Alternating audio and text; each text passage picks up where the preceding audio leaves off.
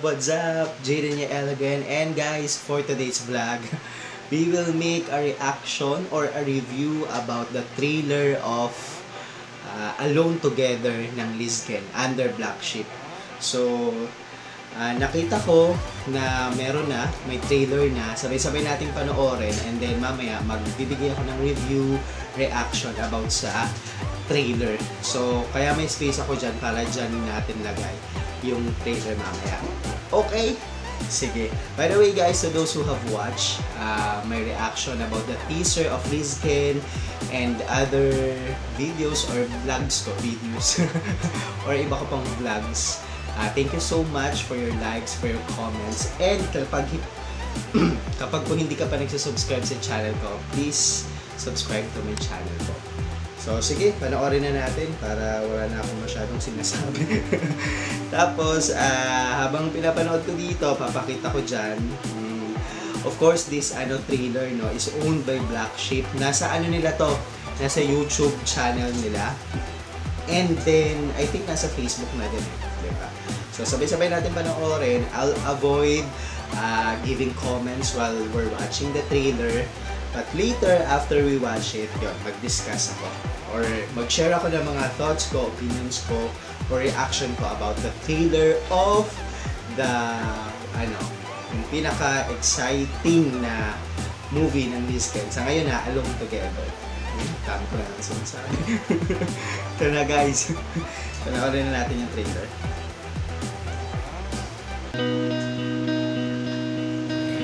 Eh kung lawyer, mahal? O kaya doktor?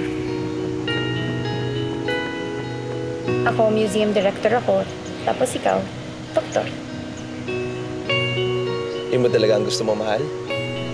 Anong ginagawa mo dito? Wala ka bang klase? Gusto lang kita makita.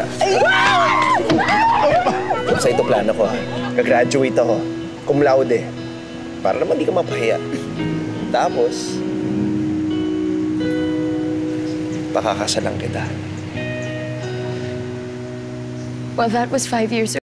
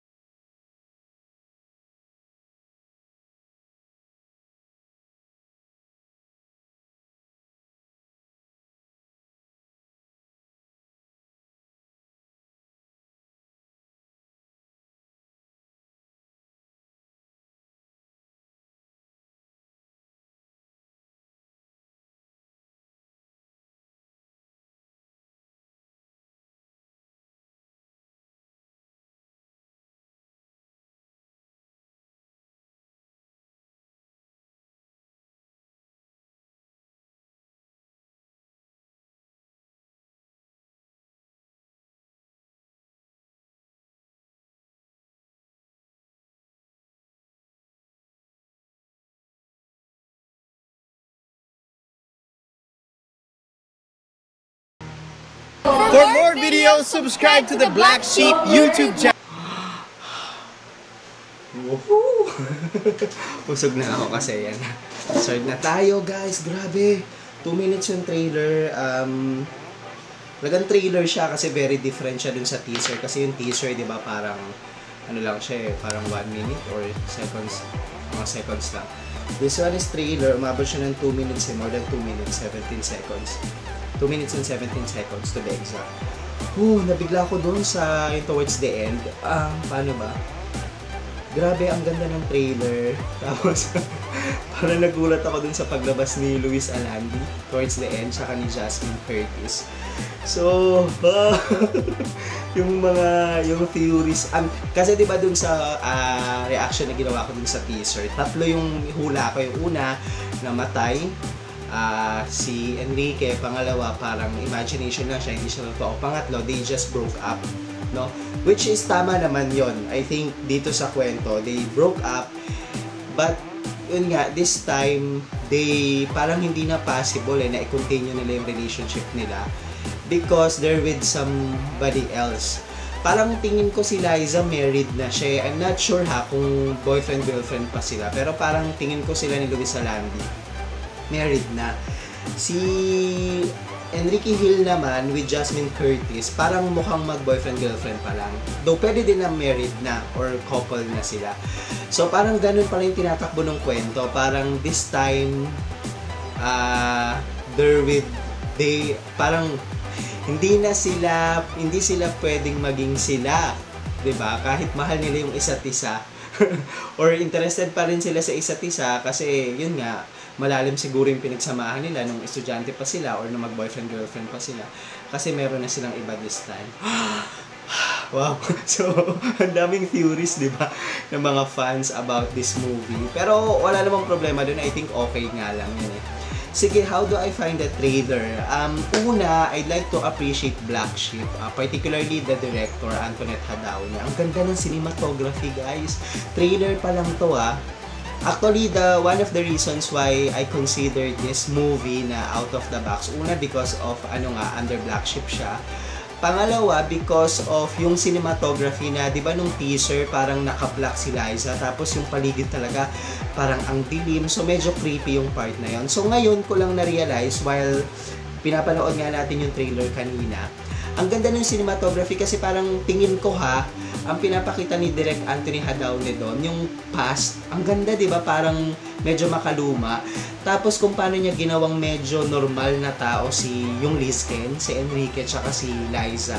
Kasi yung itsura nila, nung estudyante pa sila, parang tayo, di ba?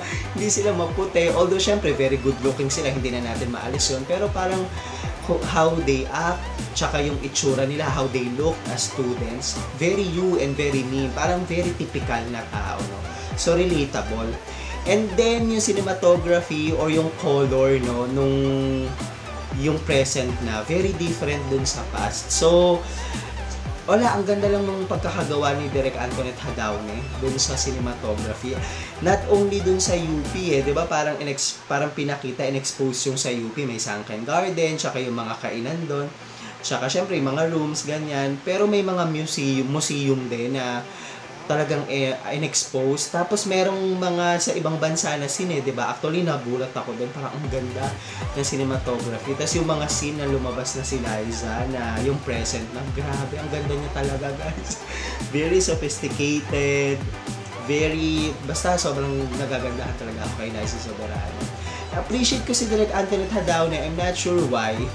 Baguhan pa to na director. Hindi naman baguhan kasi siya yung director ng di ba, kay Angelica Pangaliban tsaka kay JM De Guzman, yung dating Cold Tadhana. So kumbaga may napatunayan na din naman. But kung kukumpara natin kay sino to, yung favorite kong director, Cathy Garcia Molina, di ba, sa kanila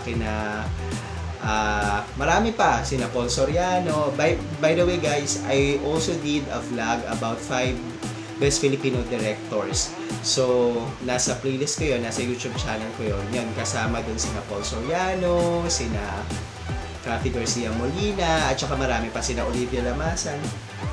So, yun nga, tong mga to kasing director, kumbaga, kilala na talaga, may napatunayan na. But, with this Antoinette Hadaonia, ewan ko, parang ngayon pa lang, trailer pa lang to na nilalabas. Tingin ko talagang she really work hard for this. So, I have so much appreciation for Direk Antoinette Hadaonia. Kung paano niya nailabas yung galing ng Lizken, tsaka yung maturity nila. I find the Lizken or Liza and Enrique very mature in this movie. Kung paano nila yung pag-atake sa kanilang mga karakter, tsaka dun sa mga linya nila na binibitawan, parang very mature talaga sila. I cannot wait to watch this, guys, sa sine. Talaga manonood ako. February 13, di ba? Sobrang exciting lang. So, yung kwento niya, tumatakbo pala sa ganon. Si Luisa Landi, tsaka si Jasmine Curtis. So, sila yung present ng Lizken, no? Ang question ko, paano itatawid yon ni Direk Antoinette Jadaone? Will they end up together or pwedeng hindi rin? Kasi this is under Black Sheep nga, diba? So like what I've mentioned in my previous vlogs, kapag under Black Sheep, it only means na out of the box yung concept or yung kwento. So, aabangan talaga natin yan, what will happen. Kasi, very obvious naman, dun sa trailer na napanood natin, they're very in love, interested pa din with each other. Pero syempre, yung consideration nila, hindi na pwede, di ba? Kaya si Liza din talagang pinipigilan niya yung sarili niya. Oh, ang dami ko nang sinabi, guys. Ewan ko, when it comes to cinematography, when it comes to storyline, when it comes to the actors, wala akong masabi. Mukha talagang napakaganda ng pelikula na ito ng Liz Ken. Sobrang excited ako, guys, na mag-February 30 na mapanood ito sa sinehan. At ma-share din sa inyo yung thoughts ko pag napanood ko na. Siyempre, di ako maging spoiler nun. Maipapangako ko yan sa inyo. Yeah, ano ba? Sobrang impressed ako so far sa napanood ko na trailer. Nasubaybayan ko to itong Alone Together kasi yung teaser. Tapos ito nga, yung trailer na. So, wow, I can't really wait to watch it sa scene. Talagang sobrang excited ako. So, those are just my thoughts. Sobrang, hats off sa Black Sheep and for choosing Liz Ken also, and of course for Direk Antoinette Jadaone and for the writer. Ngayon pa lang sa tingin ko talagang pinagtrabahuhan nila ito ng gusto, pinaghandaan nila. So, yeah, good job, guys. Nakakatuwa kasi feeling ko na naman to, quality na naman ng movie. At yun, kaya talagang guys, supportahan natin ang pelikulang Pilipino, ang mga direktor natin kasi talagang magagaling yung mga yan. At maging mga artista natin, mga artist natin dito sa Pilipinas. Supportahan natin sila. I will surely watch this movie, Alone Together, starring Liz Ken, of course, directed by Antoinette Jadaone. Ang dagdal ko na naman. But those are my thoughts, guys. I'm really excited. What are your thoughts? Are you excited also for this movie? Comment down below, share your thoughts. And if you like this video, give it a thumbs up. And again, I am Jiren Yael. I am doing reviews about movies, about sports, about food, and other vlogs. And guys, kapag hindi ka pa po nagsusubscribe sa channel ko or kapag hindi pa po kayo nagsusubscribe sa channel ko, please consider subscribing. I will appreciate that. Thank you so much again. I'll see you later. Bye for now.